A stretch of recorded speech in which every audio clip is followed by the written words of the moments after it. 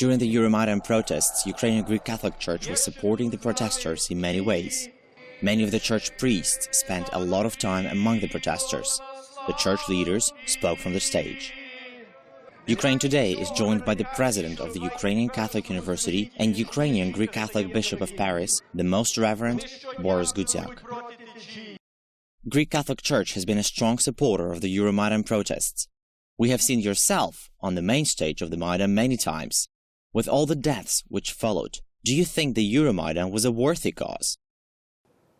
To understand the Euromaidan, this coming together in solidarity, in joy, in friendship of millions of Ukrainians who withstood the cold of the winter through the days and nights of November, December, January, February, it is important to understand Ukrainian history. There were deaths in the past that are, for most people, unimaginable.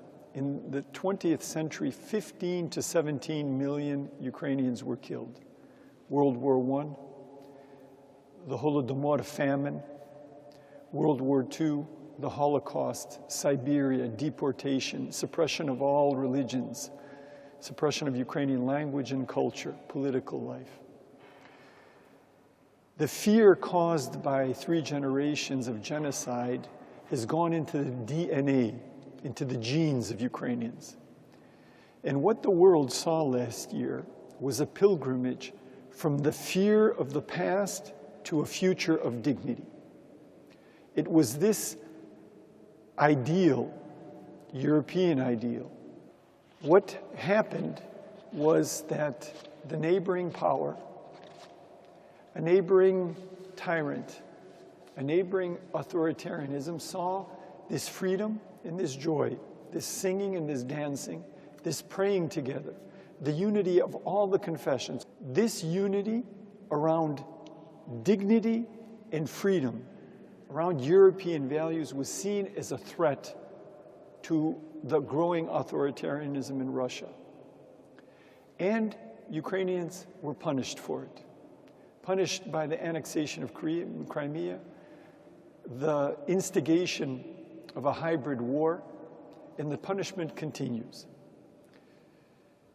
You know, in many countries, in the history of their independence, in their history of determining their future, there is the call, either freedom or death. Of course, death is always a tragedy, and every Ukrainian, especially the church, wants peace, works for peace, prays for peace.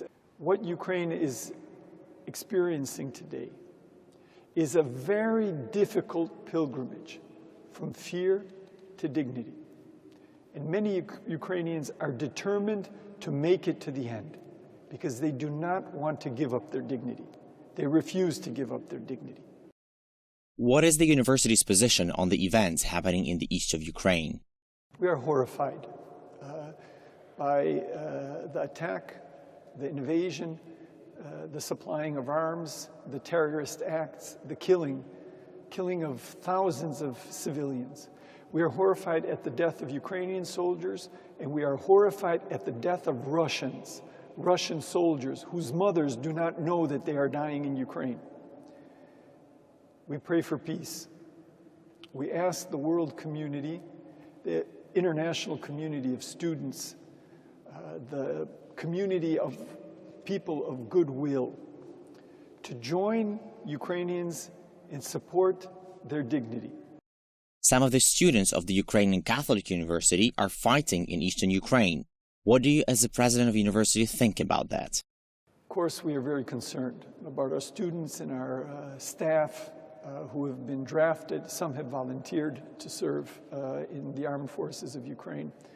We're very concerned. We are also supporting our soldiers, providing them with food, providing them with warm socks. Our students are cooking and freeze-drying borscht to be delivered in small packages which can be diluted by 10 liters of water for a good, healthy, hearty meal. Our students are helping the injured in the hospitals, visiting those who are amputated, trying to get help, international help. What is your view as the president of the major religious educational institution on the solution to the war in East Ukraine? In one way, the solution of this war is very simple. President Putin can pull back the forces and the war will be over. It can be over in 1 hour. It can be over in 1 minute. One factor that is most necessary to bring about the end of this crisis is understanding by the world what is happening in Ukraine. If the international community can clearly see this war as the invasion that it is, and if it can use its diplomatic, economic, political resources to convince Russia that this is not only bad for Ukraine, it's not only terrible for Europe, but that this is terrible for Russia, for the Russian people, for the Russian economy, for the Russian historical memory, which in the future will have to ask, like the Germans did for decades after World War II, why did we support this aggression? If the international community can have a strong position, this crisis will be over soon. From your perspective as the priest, a spiritual leader, after the war is over, will Ukraine be able to win back the hearts of those civilians who are not fighting but supporting the separatists? Reconciliation after war is a very difficult but very necessary process. For centuries, French and Germans waged war against each other. Today, we see a united Western Europe in which, in schools, French children have to learn about the wars with the Germans and vice versa. I dream about a Europe which unites Russia, in which this terrible episode becomes a drama of the past, and in which Ukrainians and Russians live together as brothers, as the French and Germans do, as the Germans and the Poles, as the Poles and Ukrainians. It has happened in the past. It will be possible in the future. But we have to stop the aggression. We have to stop the terror. The invasion must be stopped.